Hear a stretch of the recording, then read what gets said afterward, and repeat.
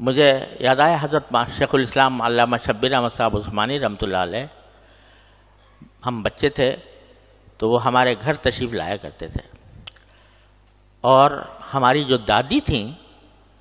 ان کو وہ ممانی کہتے تھے، یعنی وہ رشتے کی کوئی ممانی ان کی بنتی تھی، تو وہ حضرت علامہ کو بیٹا کہہ کر خطاب کرتی تھی۔ تو وہ فرمایا کرتے تھے کہ میں یہاں اور کسی مقصد سے تو آتا ہی ہوں، لیکن یہ بیٹا کا لفظ سننے کے لیے آتا ہوں،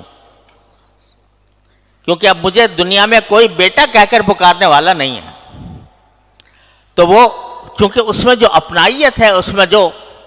لطف ہے، وہ شاید ان کو شیخ الاسلام کہا جاتا تھا، علامہ کہا جاتا تھا، اس میں ان کو اتنا مزہ نہ آتا ہو جتنا بیٹا کے لفظ سے مزہ آتا ہو۔ تو جو رشتہ ہوتا ہے مخاطب سے، اس رشتے کے حوالے سے اگر خطاب کیا جائے تو اس میں اپنائیت ہے،